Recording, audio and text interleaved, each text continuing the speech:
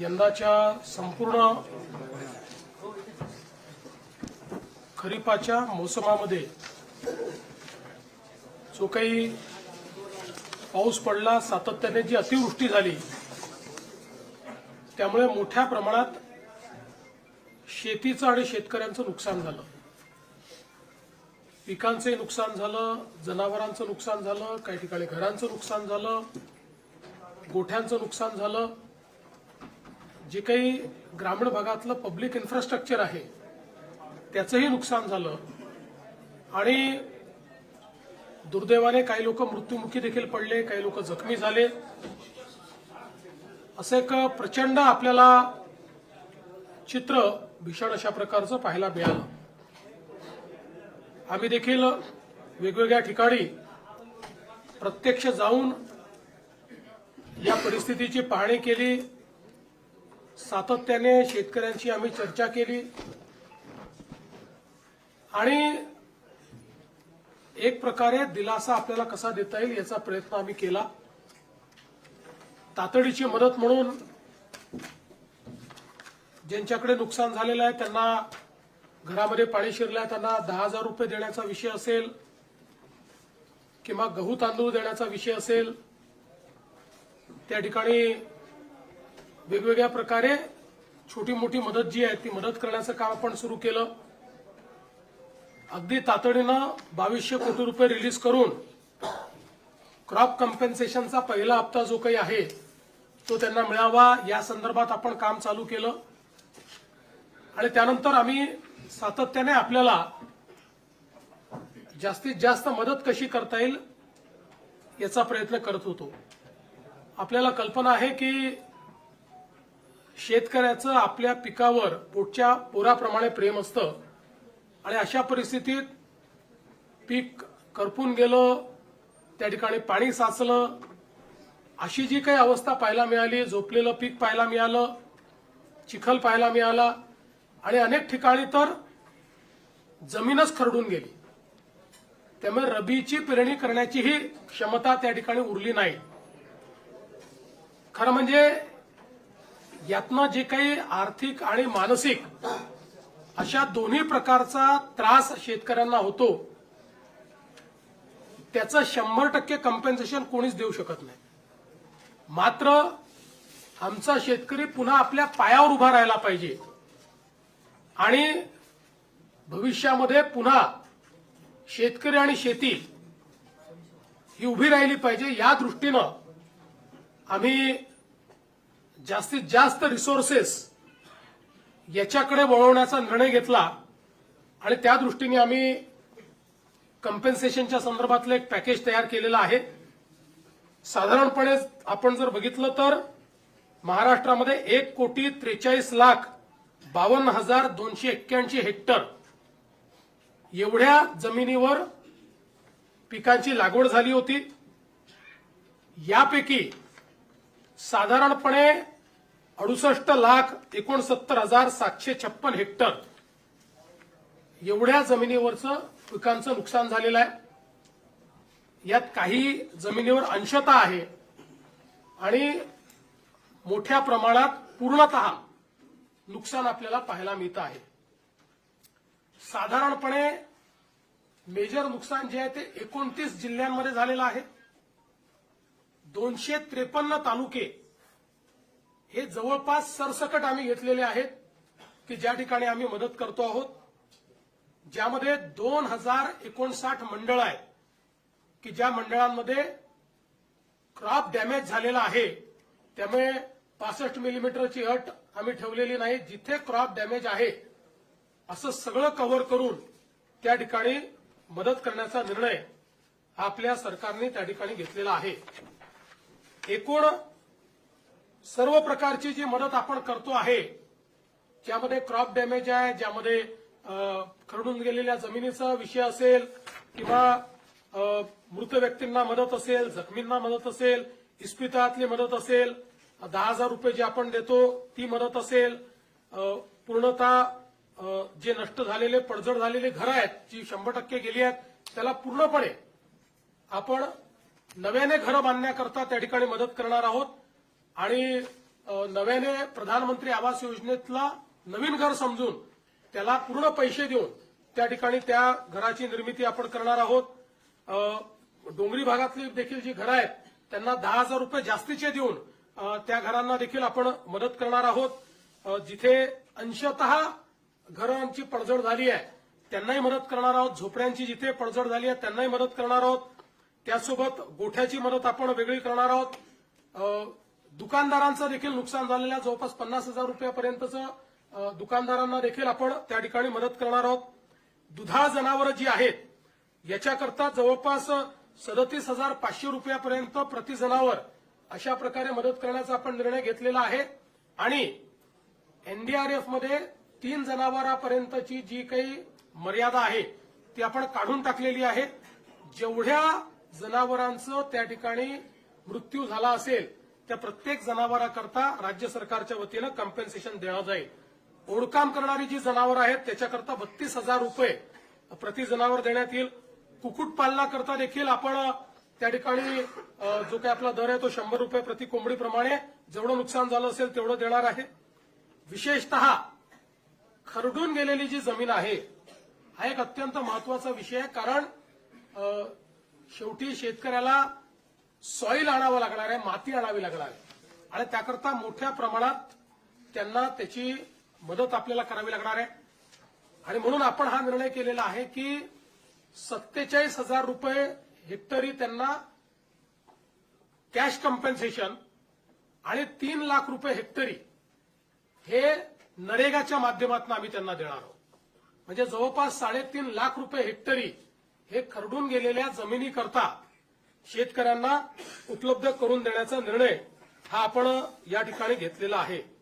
आणि याच्या व्यतिरिक्त सगळ्यात महत्वाचं की जे काही कॉम्पेन्सेशन आपल्याला क्रॉपच्या संदर्भात द्यायचं आहे त्या क्रॉपच्या कॉम्पेन्सेशनच्याकडे मी शेवटी येतो. बधित विहिरी आहेत. आता ज्या विहिरींमध्ये गाळ गेला आहे, ज्या विहिरींचं नुकसान झालेलं आहे याकरता एनडीआरएफचे कुठलेही नॉर्म्स नाहीत तरी देखील राज्य सरकारने एक विशेष बाब म्हणून 30,000 रुपये प्रति विहीर ही मदत करण्याचा निर्णय घेतलेला आहे. ज्यातनं हा गाळ काढणे आणि ती विहीर सुस्थितीत आणणे हे काम देखील आपण करणार आहोत. यासोबत अन्नधान्याच्या किट्स वगैरे आपण त्या ठिकाणी देतो ते मी यापूर्वी देखील सांगितलेलं आहे. आपण 2 अजून निर्णय याच्यात घेतले आहेत की जे काही इन्फ्रास्ट्रक्चरचं नुकसान झालंय ग्रामीण भागामध्ये त्याकरता 10,000 कोटी रुपये इन्फ्रास्ट्रक्चरच्या नुकसानीकरता आपण उपलब्ध करून देणार आहोत. डीपीसी मध्येही 5% अशा प्रकारे पूरग्रस्त भागातल्या कामाकरता आपण जवळपास 1,500 कोटी रुपये हे आपण उपलब्ध करून दिलेले आहेत. एक मागणी सातत्याने यायची, ओला दुष्काळ जाहीर करा, ओला दुष्काळ जाहीर करा. त्या संदर्भात आम्ही जी घोषणा केली होती त्यानुसार टंचाई म्हणजे ज्याला आपण बोलीभाषेत दुष्काळ म्हणतो किंवा अवर्षण असतं त्या वेळच्या ज्या काही उपाययोजना आहेत त्या सगळ्या उपाययोजना याला ओला दुष्काळ किंवा ओल्या टंचाईचा काळ समजून त्या सगळ्या उपाययोजना आपण त्या ठिकाणी करणार आहोत. ज्यामध्ये जमीन महसुलात सूट असेल, कर्जाचं पुनर्गठन असेल, शेतीशी निगडीत कर्जाच्या वसुली स्थगिती असेल, कृषी पंपाच्या चालू वीज तर बिल तर आता लागतच नाही त्यामुळे तो विषय संपलाय. वीज बिल आम्ही वसूलच करत नाही. शालेय व महाविद्यालयीन विद्यार्थ्यांना परीक्षा शुल्कात माफी हे देखील करण्यात येणार आहे. आणि रोहिओ अंतर्गतच्या कामाच्या निकषात ज्या काही सुधारणा करायच्या त्या आपण करणार आहोत. आणि विशेषतः अतिवृष्टी व पूर परिस्थितीमध्ये हे जे काही तालुके आपण जाहीर केले आहेत तिथे शेतीच्या वीज पंपाची जी काही वीज जोडणी आहे ती त्या ठिकाणी अबाधित राहील. त्याचं नुकसान झालं असेल तर त्याची भरपाई मिळेल. अशा सगळ्या गोष्टी ज्या आपण दुष्काळाच्या म्हणजे टंचाईच्या काळात करतो त्या सगळ्या गोष्टी आता देखील आपण या ठिकाणी लागू केलेल्या आहेत. आता मी याच्याकडे वळतो की आपण शेतकऱ्यांना जी थेट मदत करणार आहोत म्हणजे ही आधीची सगळी मदत शेतकऱ्यांनाच आहे पण क्रॉप कॉम्पेन्सेशन. तर क्रॉप कॉम्पेन्सेशनच्या संदर्भात आपल्याला कल्पना आहे की या ठिकाणी साधारणपणे एनडीआरएफच्या नियमाप्रमाणे 8,500 रुपये आपण या ठिकाणी कोरडवाहूला देतो. हंगामी बागायतीला 17,000 रुपये हेक्टर देतो आणि बागायतीला आपण 22,500 रुपये हेक्टर देतो. त्याप्रमाणे जवळपास या ठिकाणी आपण 65 लाख हेक्टर करता 6,175 कोटी रुपये देण्याचा निर्णय केलेला आहे. ते पैसे आपण देणार आहोत. आणि याच्या व्यतिरिक्त आपण हा निर्णय केलेला आहे की आता आमच्या शेतकऱ्याला किमान रबीचं पीक घेता आलं पाहिजे. त्याकरता बियाणं असतील किंवा इतर गोष्टींकरता आपण प्रति हेक्टरी अतिरिक्त 10,000 रुपये देण्याचा निर्णय केलेला आहे. त्यामुळे याकरता देखील 6,500 कोटी रुपये आपल्याला लागणार आहेत. म्हणजे आता जर आपण विचार केला तर जो कोरडवाहूचा आमचा शेतकरी आहे यांना हेक्टरी 18,500 रुपये मिळतील. जो आमचा हंगामी बागायती शेतकरी आहे त्याला 27,000 रुपये हेक्टरी मिळतील. आणि जो आमचा बागायती शेतकरी आहे त्याला 32,500 रुपये हे हेक्टरी देण्याचा निर्णय केला आहे. याच्या व्यतिरिक्त जवळपास 45 लाख आपले शेतकरी जे आहेत यांचा विमा आपण उतरवलेला आहे.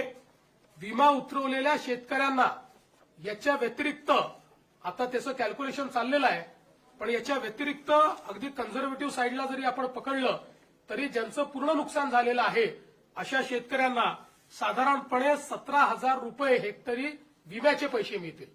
त्यामुळे आपण जर बघितलं तर ज्यांनी विमा उतरवलेला आहे अशा शेतकऱ्यांना साधारणपणे त्यातले जे कोरडवाहूचे शेतकरी आहेत त्यांनाही 35,000 मिळतील. आणि जे बागायती आहेत त्यांना तर 50,000 प्रति हेक्टरच्या वर एकंदरीत पैसे जे आहेत ते या ठिकाणी प्राप्त होणार आहेत.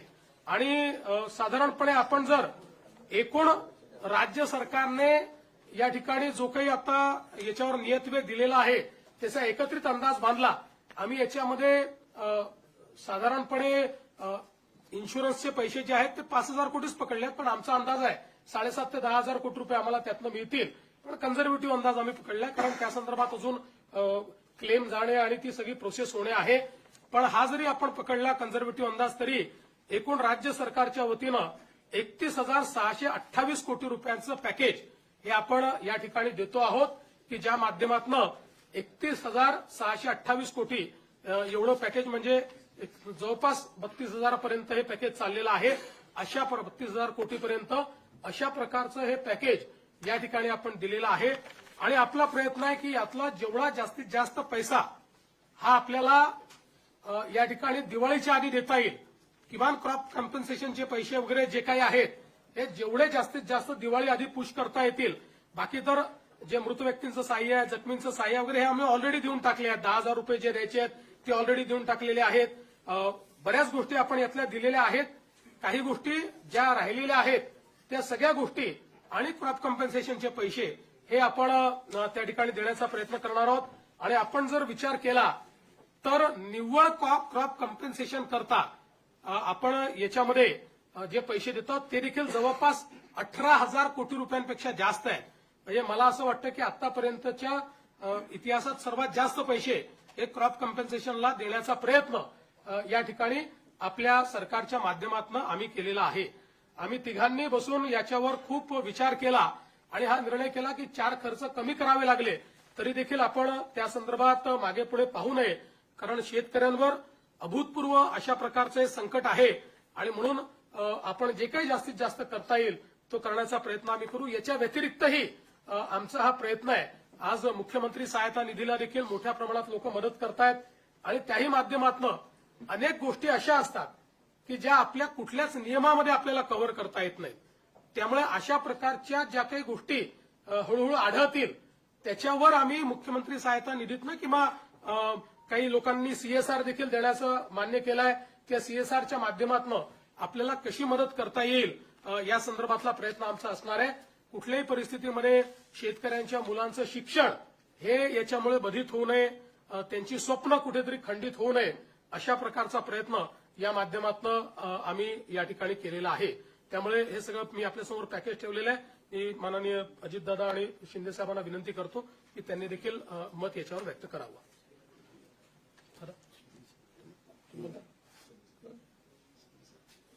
यामध्ये आता मुख्यमंत्री महोदयांनी सांगितलं त्याच्यात 2 हेक्टरच्या पुढे पण आम्ही निर्णय घेतलेला आहे 3 हेक्टर पर्यंतचा.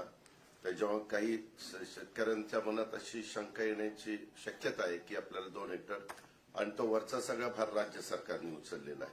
कारण 2 हेक्टर पर्यंत एनडीआरएफ एसडीआरएफच्या संदर्भातले नॉर्म्स असतात त्याच्यामुळे हे करत असताना अनेकांनी वेगवेगळ्या पद्धतीनं मागण्या केलेल्या आहेत.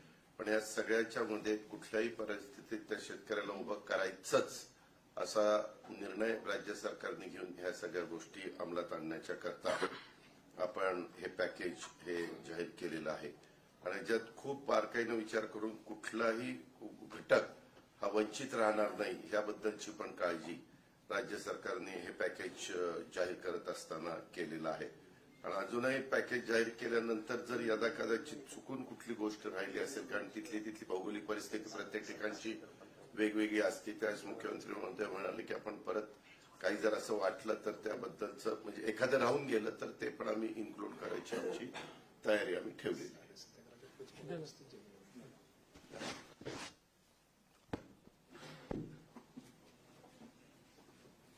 यावर्षी अतिवृष्टीमध्ये 1 जून ते 30 सप्टेंबर पर्यंत अतिशय मोठं नुकसान शेतकऱ्यांचं झालं आणि प्रत्यक्ष संकट मोठं होतं.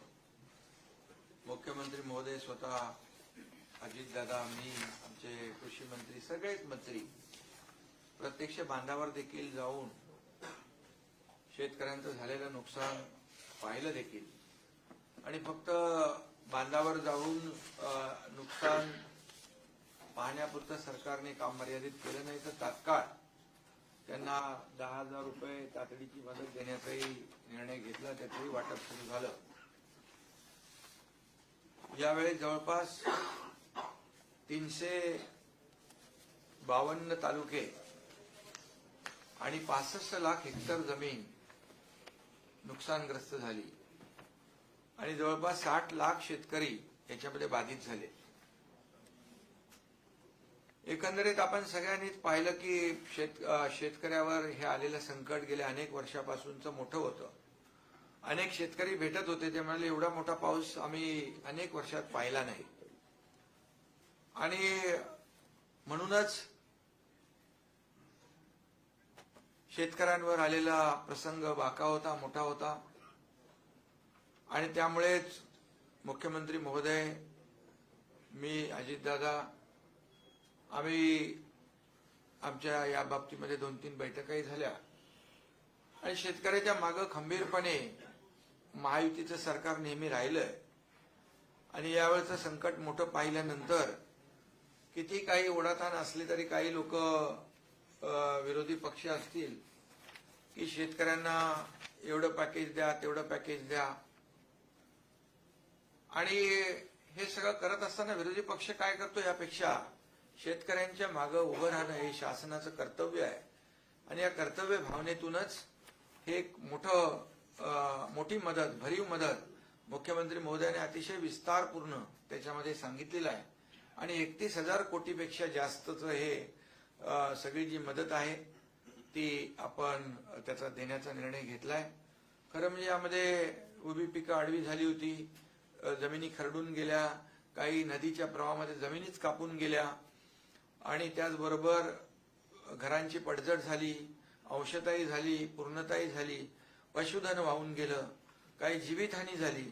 फार प्रचंड असं हे मोठं नुकसान यावेळेस आपण पाहिलेलं आहे.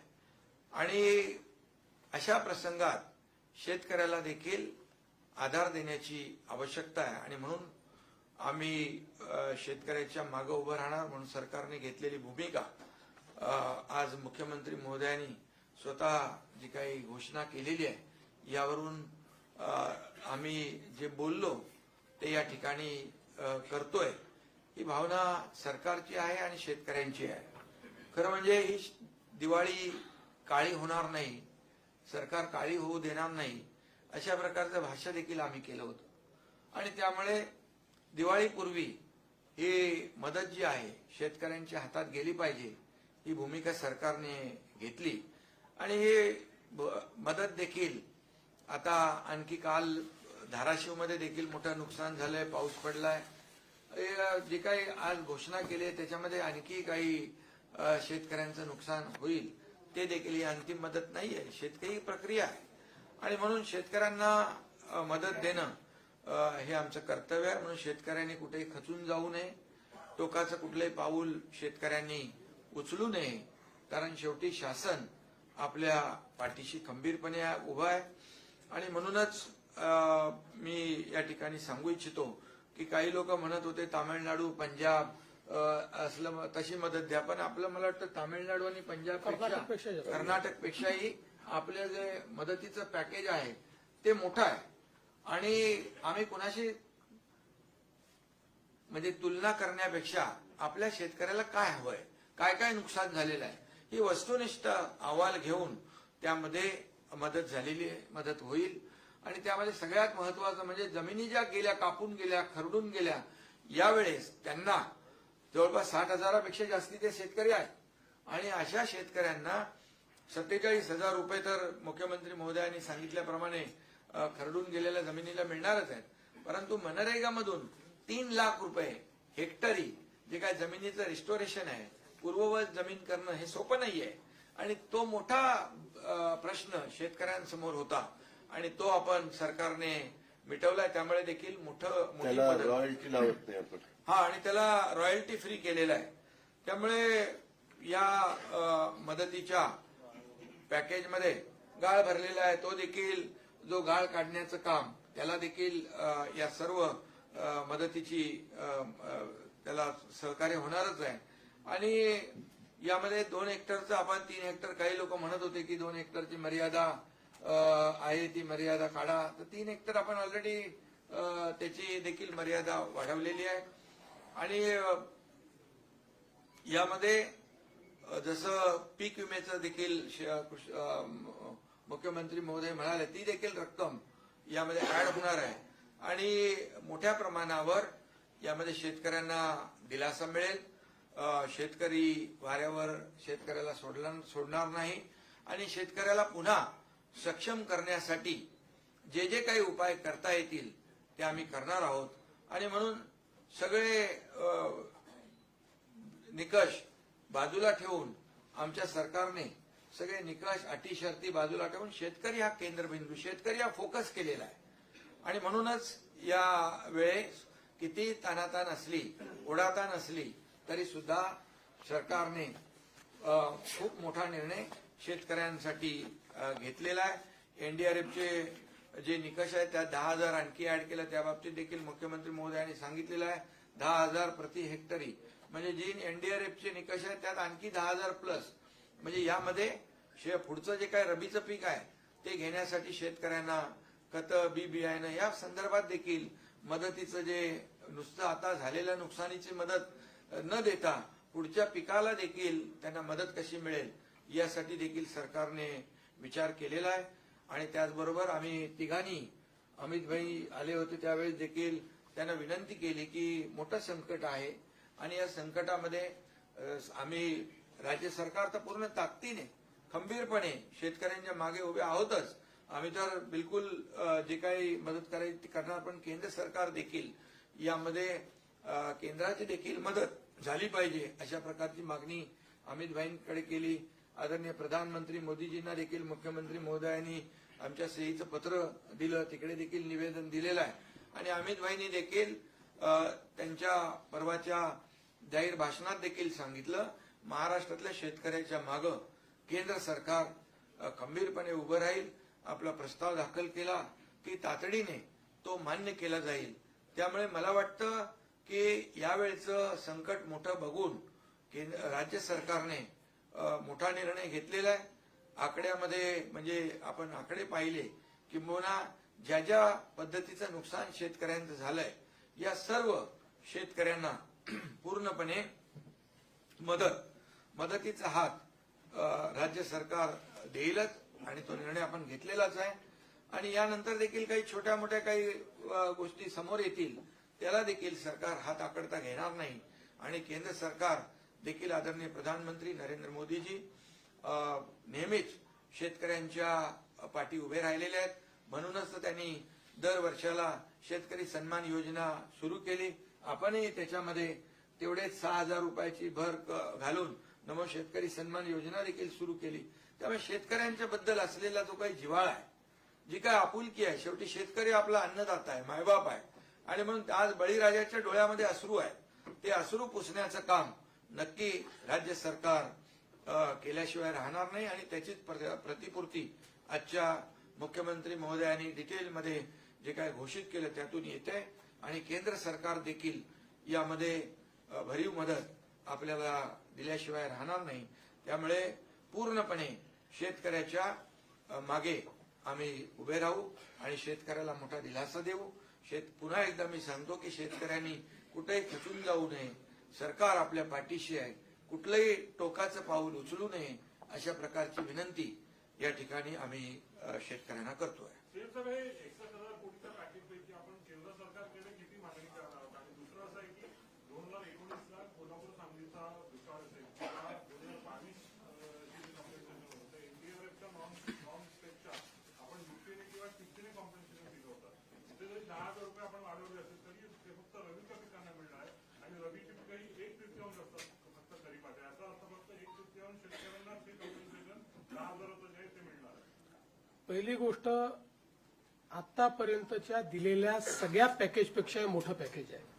याचं कारण एनडीआरएफची त्या काळात जी काही रक्कम होती त्याच्यापेक्षा आता एनडीआरएफनेच रक्कम वाढवलेली आहे. दुसरं, रबीचं पीक घेतो की नाही घेत हा भेद न करता 100% शेतकऱ्यांना 10,000 रुपये हेक्टरी आम्ही देतो. कारण आमची अपेक्षा अशी आहे की जो रबीचं पीक घेत नव्हता तोही आता घेईल. कारण त्याचं खरीपाचं पीक हे वाया गेलेलं आहे. शेतकरी कधीच रिकामा बसत नाही. त्याच्यामुळे पाणी उपलब्ध आहे. ज्यांची जमीन खरडून गेलेली नाही असे जे शेतकरी आहेत ते रबीचं पीक घेऊ शकतात. त्यामुळे 100% शेतकऱ्यांना, जेवढे याच्यामध्ये बधित शेतकरी आहे, 65 लाखाचा आकडा तो 68 लाखापर्यंत जाणार आहे, या सगळ्या शेतकऱ्यांना आम्ही हे 10,000 रुपये देतो. म्हणून मी म्हटलं आतापर्यंत आम्ही जे दिलेले आहेत त्यातलं सगळ्यात मोठं कॉम्पेन्सेशन यावर्षी दिलेलं आहे. विमा कंपन्या अनेकदा मदत करताना अटी शर्ती घालतात आणि जी मदत मिळते ती अगदी किरकोळ असते आणि आपली जी 3 हेक्टर पर्यंतची मर्यादेची अट आहे विमा कंपन्यांनाच तो लाभ असतो की विमा कंपन्या सरसकट सगळ्या जमिनीला भरपाई. विमा कंपन्यांना 2 हेक्टरची वगैरे अट नसते. विमा कंपन्या जेवढ्या जमिनीचा विमा उतरला त्याच्यावर ते देत असतात. आज सकाळीच केंद्रीय कृषी मंत्री शिवराज सिंग चौहान साहेब यांनी मला स्वतः फोन केला आणि त्यांनी सांगितलं की तुम्ही विम्याच्या संदर्भात जी काही कारवाई करावी लागते ती लवकर पूर्ण करा. मी स्वतः विमा कंपन्यांची बैठक घेऊन त्यांनी तातडीनं योग्य कॉम्पेन्सेशन दिलं पाहिजे याकरता त्यांच्यावर दबाव आणीन.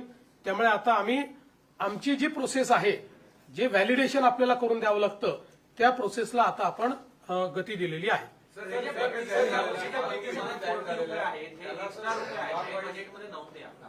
हे त्याच्यामुळे ऑलरेडी आपल्यावर आर्थिक ताण होता, हा अजून ताण वाढणार आहे. काल भुजबळ साहेब पण म्हटलं अनेक स्कीमला प्रॉब्लेम येतोय आधीच्या काही स्कीम्समुळे. तर अशा कोणत्या स्कीम्स आहेत की ज्याला यातून प्रॉब्लेम येऊ शकतो? कारण तुम्ही म्हटलं ते आता त्यावेळी बघू. बघा, असं आहे, शेवटी शेतकऱ्यांना जर मदत करायची असेल तर कुठेतरी ताण हा सहन करावा लागेल. हे अशा प्रकारे बजेट तयार करताना इतकी अतिवृष्टी होईल याची तर आपल्याला कल्पना नव्हती.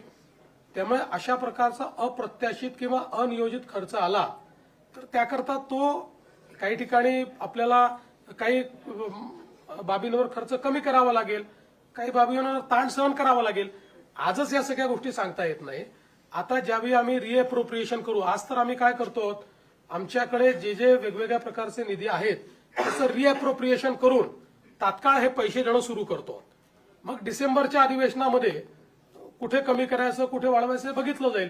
पहिलं प्रायोरिटी काय आहे, शेतकऱ्यांना मदत करणे, ती आम्ही करतो. सर, हा जो प्रस्ताव आहे, हा जो पॅकेज आहे सर, मराठवाड्यामध्ये खूप जास्त नुकसान झालेलं आहे. त्याच्या विभाग वाईज काय आकडा मिळेल का? आणि केंद्र सरकारकडे सर जो प्रस्ताव सादर करणार आहात तो कधी होणार? पहिलं तर विभागशः आत्ता याला देता येणार नाही, पण साधारण तुम्ही ठोक अंदाज घेतला तर परभणी, वाशिम, जालना आणि यवतमाळ हे जिल्हे असे आहेत की जिथे 50% जास्त नुकसान आहे. त्यानंतर छत्रपती संभाजीनगर आणि अहिल्यानगर हे 2 जिल्हे असे आहेत जिथे 75% जास्त नुकसान आहे. आणि लातूर, धाराशिव, नांदेड, बीड, हिंगोली आणि सोलापूर हे असे जिल्हे आहेत जिथे 80% पासून 100% नुकसान आहे. त्यामुळे या जिल्ह्यांना सर्वाधिक मदत मिळेल. अशा जेवढं जिथे नुकसान झालेलं आहे त्यानुसार ती मदत मिळेल. शरद पवार परत म्हणतायत की शेतकऱ्यांकडूनच इनडायरेक्टली वसुली केली जाईल या बाबतीत जो नफ्यातल्या बाबतीत बोलला तर कारखानदाराकडून त्या बाबतीत बोलताय काय नेमकं त्याच्यामध्ये आहे आणि याबद्दल पुनर्विचार करावा असं देखील ते बोलताय. पहिली गोष्ट तर 5 रुपयाचा विचार केला, कारखान्यांनी 5 रुपयाच्या हिशोबाने दिले, एकूण किती पैसे मिळतात? 50 कोटी रुपये. आमचं पॅकेज आहे 31,000 कोटी रुपयाचं. त्यामुळे केवळ त्या कारखान्यांना जाणीव असावी एवढ्यापुरतं आम्ही त्यांना ही विनंती केली आहे. आता आपल्याला कल्पना आहे की FRP कॅल्क्युलेट करण्याची एक पद्धत आहे. शेतकऱ्यांना काय मिळते? FRP मिळते. ती FRP कॅल्क्युलेट करण्याची पद्धत आहे. त्या पद्धतीने जी FRP कॅल्क्युलेट होईल ती शेतकऱ्यांना द्यावीच लागेल. त्याच्यातनं एकही पैसा कट करता येणार नाही. त्याच्या व्यतिरिक्तही पैसे त्यांना द्यायचे आहेत. त्याच्यामुळे अर्थातच नफ्यात नाही पैसे द्यायचे आहेत. आज जर राज्य सरकार त्या ठिकाणी या सगळ्या कारखान्यांना अडचणीत आले तर कर्ज देतं, बिनव्याजी कर्ज देतं, कर्जामध्ये सूट देतं, इथेनॉल करता पैसे देतं, कोजेन करता पैसे देतं, कोजेनमध्ये शॉर्टफॉल आला तर त्याला पैसे देतं, त्यांची मार्जिन आली तर त्याला पैसे देतं. अशा परिस्थितीमध्ये शेतकऱ्यांवर त्या ठिकाणी अशा प्रकारचं काही समजा एखादं संकट आलं तर त्याच्यात मदत करायला हरकत काय? आणि साधारणपणे 200 कारखाने आपल्याकडे गाळप हंगामात असतात. कारखाने जास्त आहेत. याचा हिशोब लावला तर 25 लाख रुपये देखील एखाद्या कारखान्याला येत नाही. पण मी त्याच्या पलीकडे जाऊन सांगतो, अनेक कारखाने असे आहेत की जे आम्हाला 1-1 कोटी रुपये देत आहेत स्वतःहून समोरून येऊन. त्यांना ती सामाजिक जाणीव आहे. कोणी 75 लाख देत आहे, कोणी 1 कोटी देत आहे. त्यामुळे कुठेही शेतकऱ्यांवर याचा बोजा नाही. कारखान्यांनाही सामाजिक बांधिलकी समजली पाहिजे, एवढंच याच्या पाठीमागचं आमचं म्हणणं आहे.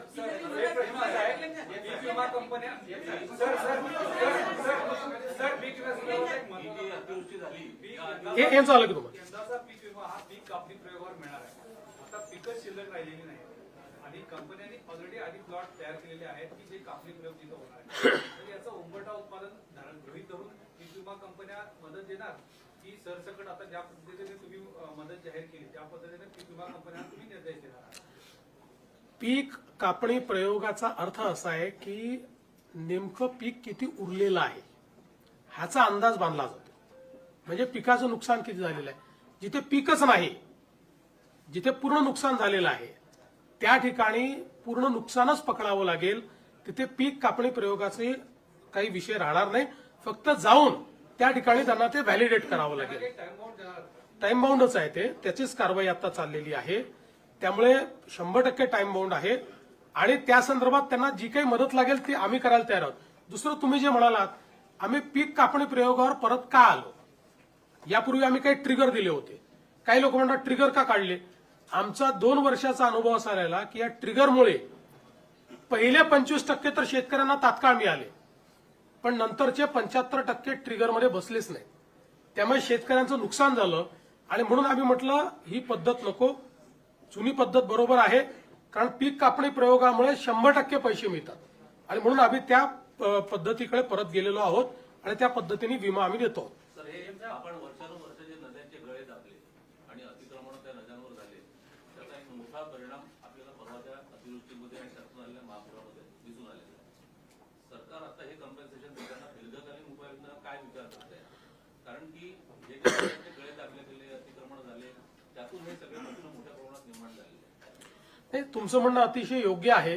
केवळ नद्याच नाही, नाले जे आहेत ते अधिक महत्वाचे आहेत. नाल्यांवरच्या अतिक्रमणामुळे आज विशेषतः मोठ्या प्रमाणात पाणी जमा होणं, शहरांमध्ये पाणी शिरणं, हे जे नुकसान होणं आहे ते नाल्यांच्या, कारण ते नॅचरल फ्लोचे सगळे त्या वाहिन्या आहेत आणि म्हणून निश्चितपणे या संदर्भात एक दीर्घकालीन उपाययोजना आपण करण्याचा विचार करतो. केंद्राकडे प्रस्ताव कधीपर्यंत जाईल? केंद्राचा प्रस्ताव हा एक मोठं फॉर्मॅट असतं. त्या फॉर्मॅटमध्ये तो तयार करावा लागतो. आपण आपलं कम्पेन्सेशन जेव्हा घोषित करतो त्यावेळेस आपण अनेक वेळा नजर आणेवारीवर देखील तो करू शकतो, त्याला काही अडचण नसते. पण केंद्राकडे पूर्ण फॅक्ट अँड फिगर्सचे जावं लागतं. त्यामुळे त्या संदर्भातली कारवाई आमची चाललेली आहे. प्रस्ताव केंद्राला एकदाच पाठवता येतो, तो परत रिवाईज नाही करता येत. म्हणून थोडा उशीर झाला तरी सगळ्या फॅक्ट अँड फिगर सहित आपलं योग्य कम्पेन्सेशन मागता आलं पाहिजे. त्या दृष्टीने आम्ही तो तयार करतो आहोत. त्याची एक प्रोसेस आहे, तो गेल्यानंतर त्यांची टीम येते. त्यामुळे पण जसं मी यापूर्वी देखील सांगितलं की त्याकरता आम्ही थांबणार नाही आहोत, कारण ते रिएम्बर्समेंट आहे. त्यामुळे आम्ही खर्च केला म्हणजे आता केंद्र देणार नाही असं नाहीये. आम्ही खर्च केला तर ते पैसे केंद्र रिप्लेस करून देतं. जसं आताही एनडीआरएफ मध्ये आपल्याला 3-4 हजार कोटी रुपये ऍडव्हान्स मध्ये दिले होते, ते आता आपल्याला खर्च करता येतात याच्यामध्ये. म्हणजे त्याच्यात ते ऍडव्हान्स मध्ये आपल्याला वर्षाच्या सुरुवातीलाच मिळतात. तसं याच्यामध्ये केंद्राच्या प्रस्तावाकरता ते अडणार काही नाही. आम्ही पैसे खर्च करू, केंद्राची सगळी प्रक्रिया आम्ही पूर्ण करू, त्यातनं जास्तीत जास्त कम्पेन्सेशन मिळवायचा प्रयत्न करू. ज्या जमिनी खरडून गेलेल्या आहेत त्या पुन्हा उपजाऊ करण्यासाठी बराच काळ लागेल असा अंदाज वर्तवला जातो. तर तुम्ही आर्थिक मदत तर दिली आहे, पण जमीन उपजाऊ व्हायला शेतकऱ्याला काही आणखी तुम्ही तोपर्यंत पर्यायी जागा देणार का, किंवा काही अभ्यासगट तिथं नाही, याची आवश्यकता नाही आहे. जेव्हा जमीन खरडून जाते त्यावेळी आपण त्या ठिकाणी दुसरीकडनं माती आणतो, सॉइल आणतो. आणि जसं आता सोलापूरमध्ये प्रयोग सुरू केला, सर्वाधिक बाधित सोलापूर आहे. तर या ठिकाणी जो धरणांमध्ये गाळ वाहून आलेला आहे, हा गाळच उपसा करून तो शेतकऱ्याच्या शेतीमध्ये नेऊन टाकायचा.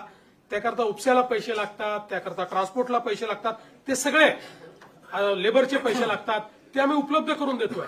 आणि हा जो गाळ आहे हा इतका उपजाऊ असतो, म्हणजे अनेक वेळा अशा प्रकारचा आपण मागच्या काळामध्ये गाळमुक्त धरण, गाळयुक्त शिवार योजना केली. तर जेव्हा अशा प्रकारचा गाळ आणून आपण शेतीमध्ये टाकतो त्यावेळी आपल्याला जे वेगवेगळी खतं त्या ठिकाणी किंवा रासायनिक खतं यूज करावी लागतात, त्याचा उपयोग अगदी मिनिमम होतो आणि कदाचित पहिल्या वर्षी तो करावाही लागत नाही, म्हणजे कमीत कमी करावा लागतो. त्यामुळे ही अतिशय उपजाऊ अशा प्रकारची ती जमीन त्या ठिकाणी तयार होते. म्हणून वेगाने हे काम करता यावं म्हणूनच 2 भाग केलेले आहेत. याच्यातला जवळपास 47,000 रुपये कॅश कॉम्पेन्सेशन आहे आणि 3 लाख रुपये नरेगातले.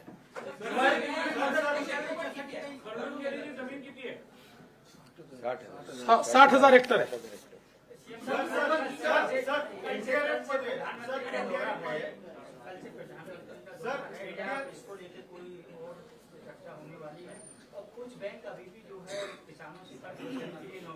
असं आहे की एखाद दुसरी बँक काहीतरी करते, पण त्याचा अर्थ संपूर्ण राज्यात होत आहे असं जे चित्र निर्माण केलं होतं हे चुकीचं आहे.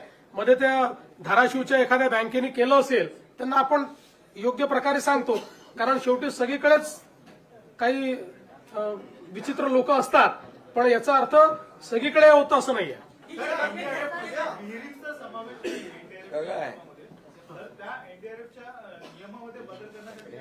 नाही, एनडीआरएफ मध्ये नसला तरी बदल करायला वेळ लागेल म्हणून आम्ही घोषणा केली. एनडीआरएफ मध्ये नसलं तरीही आम्ही 30,000 रुपये विहिरींकरता देणार आहोत, राज्य सरकारच्या पैशातून देणार आहोत.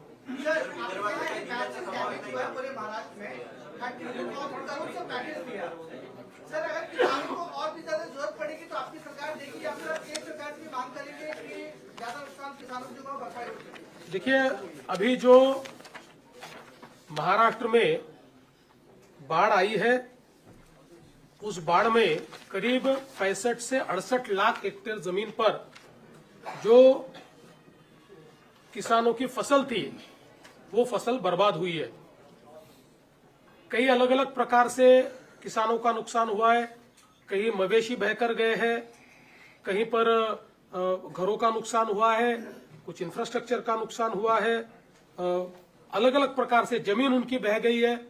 तो ऐसे अलग अलग प्रकार से किसानों का नुकसान हुआ है. राज्य सरकार ने ये निर्णय किया है कि हम लोग किसानों को अपने पांव पर खड़ा करने की कोशिश करेंगे. इस दृष्टि से करीब करीब राज्य सरकार की ओर से 31,628 करोड़ रुपए का एक पैकेज हमने घोषित किया है. इस पैकेज में जो जिनकी मृत्यु हुई है उनको मदद है, जख्मी है उनको मदद है, जो हॉस्पिटलाइज्ड है उनको मदद है, एक इमीडिएट मदद के रूप में 10,000 रुपया लोगों को है, जो दुकान वाले हैं उनको 50,000 रुपए तक की मदद है. इसमें जो घर गिर गए उनको नए सिरे से घर बनाने के लिए मदद करेंगे. उसके साथ साथ जिनका घर का थोड़ा नुकसान हुआ है, पूरे गिरे नहीं है, उनको भी हम लोग कंपेंसेशन दे रहे हैं. जो मवेशियों को रखने के लिए शेड होता है उसके लिए भी हम लोग मदद करने वाले हैं. मवेशियों को एनडीआरएफ में अगर वो दूध देने वाला जानवर हो तो उसके लिए 3 जानवरों तक ही कंपेंसेशन दिया जाता है। हमने तय किया कि हम पूरा कंपेंसेशन देंगे, जितने मवेशी उनके एक प्रकार से मरे हैं उतना पूरा उनको हम कंपेंसेशन देंगे। इसके साथ साथ हम लोगों ने कंपेंसेशन देने के लिए जो 2 हेक्टेयर की एक मर्यादा होती है उसको भी 3 हेक्टेयर करने का निर्णय लिया है। और जो जमीन बहकर जाती है, बह गई है, जो जहां पर अब खेती लायक जमीन नहीं बची, वहां पर सॉइल लाना पड़ता है, मिट्टी लानी पड़ती है। उसके लिए 47,000 रुपया कैश कंपेंसेशन और 3 लाख रुपया नरेगा के माध्यम से हम लोग देने वाले हैं, ताकि वो किसान आने वाले दिनों में वापस सॉइल लाकर अपनी जमीन को रिस्टोर करे और अपनी खेती किसानी को वो शुरुआत कर पाए। इस प्रकार का उनको मदद करने वाले। और इसके साथ साथ हम लोगों ने विशेष रूप से जो क्रॉप कंपेंसेशन है, क्रॉप कंपेंसेशन में करीब करीब हम लोग 17,675 करोड़ रुपया क्रॉप कंपेंसेशन दे रहे हैं, जिसमें एनडीआरएफ के नॉर्म के हिसाब से 8,500 रुपया हेक्टर जो ड्राईलैंड फार्मिंग करते हैं उनके लिए होता है। जहां पर थोड़ी सिंचाई है सीजनल, उनको 17,000 रुपया, और जहां पर सिंचाई उपलब्ध है वहां पर 22,500 रुपया ऐसे एनडीआरएफ के नॉर्म के हिसाब से हम लोग देंगे।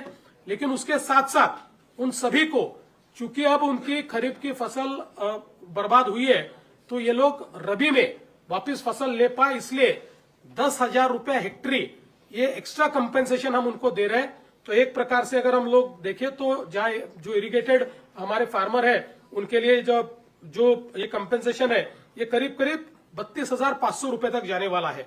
इसके साथ साथ जिन्होंने इंश्योरेंस किया है, ऐसे 45 लाख हमारे पास किसान हैं। इन 45 लाख किसानों को एक बहुत ही, अगर हम लोग कंजर्वेटिव एस्टिमेट ले तब भी इनको हेक्टरी 15,000 से 17,000 रुपए मिल सकते हैं, और करीब 5,000 से 10,000 करोड़ रुपया ये इंश्योरेंस के माध्यम से हमारे किसानों को मिलेगा। तो उसकी भी व्यवस्था हमने की है। कुल मिलाकर अगर हम लोग देखें तो 29 जिले हमारे प्रभावित है, 253 तालुके हमारे प्रभावित है, और करीब करीब 2059 जो हमारे मंडल है वो इसमें प्रभावित हुए हैं। तो यहाँ पर अलग अलग प्रकार की उपाय हम लोग कर रहे हैं। इसके साथ साथ नॉर्मली जब अकाल पड़ता है उस समय जो उपाय योजनाएं की जाती है, उन उपाय योजनाओं को इस समय हमने लागू किया है, उसी जीआर को इसके साथ हम लोगों ने लागू किया है। तो जिसमें जो हम लोग लैंड रेवेन्यू लेते हैं उसमें, या जो एक कर्जा होता है उसमें जो छूट देनी पड़ती है उसकी वसूली में, किसानों से हम बिजली का, तो अभी हमने बिजली मुफ्त की है तो उसमें तो कोई वसूली का सवाल ही नहीं उठता है। तो ऐसे कई बच्चों के लिए उनके जो परीक्षा शुल्क है उसमें छूट देना है, ये सारे उपाय हम लोगों ने किए हैं। कुल मिलाकर हमारा ये प्रयास है कि जो हमारे किसान हैं उन किसानों को हम लोग अपने पैरों पर वापस खड़ा कर पाए। देखिए, किसानों को जो मानसिक रूप से तकलीफ होती है, जो आर्थिक रूप से तकलीफ होती है, वो दोनों 100% उसका कंपेंसेशन कोई कर नहीं सकता। लेकिन कम से कम सरकार किसानों के पीछे खड़ा रहकर उनको रबी के लिए और अगले सीजन के लिए खड़ा कर पाए, इस दृष्टि से हमने इस पैकेज का निर्माण किया है। आपल्या पूर्वीच्या मागणीप्रमाणे जर ओला दुष्काळ जाहीर केला असता तर ह्या पॅकेजपेक्षा त्यांना अतिरिक्त मदत मिळाली असती का? आणि आपण पूर्वी ती मागणी केली, एकही रुपया अतिरिक्त मिळाली नसती, कमी मदत मिळाली असती।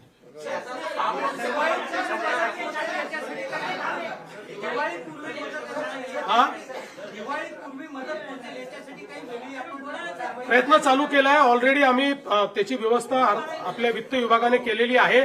आम्ही यावेळेस एक वेळेकरता ई-केवायसीचे नॉर्म्स देखील आम्ही त्या ठिकाणी रद्द केलेले आहेत। ॲग्रिस्टॅटचा जो डेटा आपल्याकडे आहे तोच डेटा प्रमाण मानून त्या खात्यांमध्ये आम्ही पैसे देणं सुरू केलं। प्रत्यक्षात शेतकऱ्यांपर्यंत किती प्रमाणात आणि किती वेळात पोहोचते याचं मॉनिटरिंग करण्यासाठी तुम्ही एखादी विशेष यंत्रणा निर्माण करा। आता जी काही मदत जाते ही थेट खात्यांमध्ये जाते, त्यामुळे ही पूर्णपणे इलेक्ट्रॉनिकली ट्रॅक होते, याचा संपूर्ण हिशोब असतो। त्याच्यामुळे फक्त 10,000 रुपये जे आपण सुरुवातीचे देतो, जे ज्यांच्या घरात पाणी घुसलं तेच कॅश कंपेन्सेशन असतं, ते खात्यात देतो, पण खात्यात नसेल तर कॅश देतो। बाकी सगळी आपण जी आता मदत करतो आहोत ही सगळी इलेक्ट्रॉनिकली डिजिटली खात्यामध्येच करतो आहोत, त्याच्यामुळे त्याचं पूर्ण ट्रॅकिंग होणार आहे।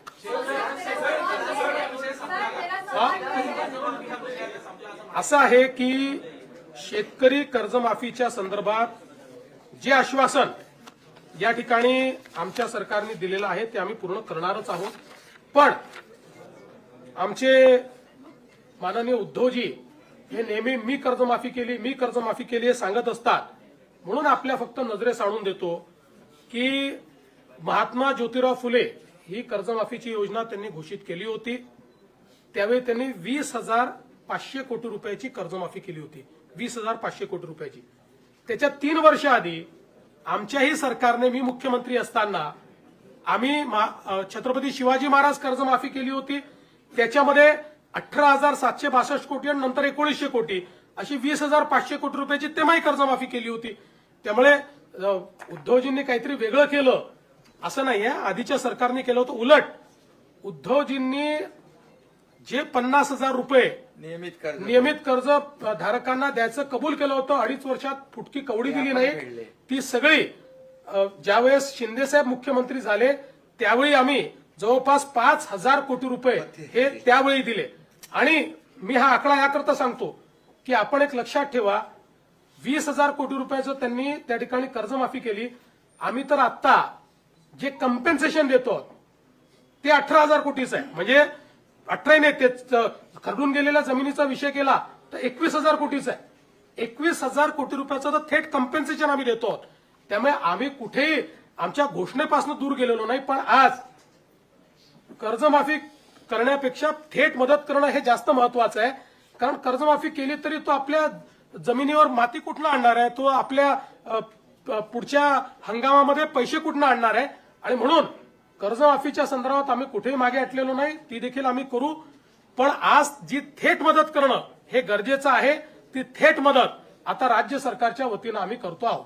और सर एक सवाल ये भी है कि आपकी सरकार की तरफ से किसानों को मदद दी जा रही है, लेकिन कई जो किसान हैं, जो उनके परिवार वाले हैं, उनके पास शायद वो दस्तावेज, वो डॉक्यूमेंट्स नहीं होंगे. क्या उन किसानों को भी ये सहायता दी जाएगी? देखिए, इसके लिए दस्तावेज की आवश्यकता ही नहीं है. ये हमने अपने सर पर लिया है. इसका वैलिडेशन भी हम कर रहे हैं. इसका एग्रीस्टैक का अकाउंट भी हमारे पास है. तो इसलिए उनको कोई दस्तावेज देने की जरूरत नहीं है. इसका सर्वे भी हम लोग करते हैं, उसका वैलिडेशन भी हम लोग करते हैं. उसको उनके 7/12 के अनुसार उस गट में क्या क्या है उसकी एंट्री भी हम लोग करते हैं. उसको एग्रीस्टैक के साथ जोड़ते भी हम लोग हैं और उसमें पैसा भी हम लोग डालते हैं. शेतकऱ्यांची अद्याप नोंदणी झालेली नाही. आपल्याकडे 1,72,00,000 खातेदार शेतकरी आहेत. त्यातले 1,17,00,000 शेतकऱ्यांची काहीतरी ऍग्रीस्टॅकमध्ये नोंदणी झाली आहे. तर उर्वरित शेतकऱ्यांचं कसं होतं? असं आहे की ऍग्रीस्टॅकमध्ये कोणाची नोंदणी झाली आहे माहितीये का? ऍक्टिव्ह शेतकऱ्यांची नोंदणी झाली आहे. ऍबसेंटी शेतकरी यांची नोंदणी नाही. मुंबईमधले अनेक लोक असे आहेत की ज्यांनी वेगवेगळ्या ठिकाणी शेती घेऊन ठेवली आहे, पण ते शेती करत नाहीत. त्यांनी इन्व्हेस्टमेंट म्हणून शेती घेऊन ठेवलेली आहे. ऍक्टिव्ह शेतकऱ्यांची सगळ्यांची ऍग्रीस्टॅकमध्ये नोंदणी आम्ही केलेली आहे. मला सांगताना आनंद वाटतो, देशामध्ये पहिल्या नंबरवर महाराष्ट्र ऍग्रीस्टॅकमध्ये. सर्वाधिक नोंदणी ही महाराष्ट्राने केली आहे. आणि एखादा शेतकरी असा असेल की त्याची ऍग्रीस्टॅकमध्ये नोंदणी नाही, तर त्याला एवढंच करावं लागेल की ई-केवायसी करावं लागेल. कम्पेन्सेशन त्याला पण मिळणार आहे. पण ऍग्रीस्टॅकचा उपयोग का करतोय की ई-केवायसी करावी लागू नये म्हणून. ई-केवायसीला थोडा वेळ लागेल म्हणून आपण करतोय. आमच्या मते जवळजवळ 100% ज्यांना कम्पेन्सेशन द्यायचं आहे, 1% वाटल्यास बाजूला ठेवू, पण 99% शेतकरी ज्यांना कम्पेन्सेशन द्यायचं आहे ते ऍग्रीस्टॅकच्या डेटामध्ये उपलब्ध आहे. हा, ते तुम्ही चांगलं सांगितलं. ते मी सांगायचं विसरलो. मत्स्य शेतीच्या बाबतीतही आपण त्या ठिकाणी जी काही नुकसान भरपाई आहे ती नुकसान भरपाई आपण देतो आहोत. आणि जवळपास मत्स्य शेती करता, त्याच्यानंतर काही ठिकाणी बोटींचं नुकसान झालेलं आहे, त्याही करता आपण नुकसान भरपाई देतो. आपण 100 कोटी रुपये त्याकरता वेगळे राखून ठेवले. चला, धन्यवाद.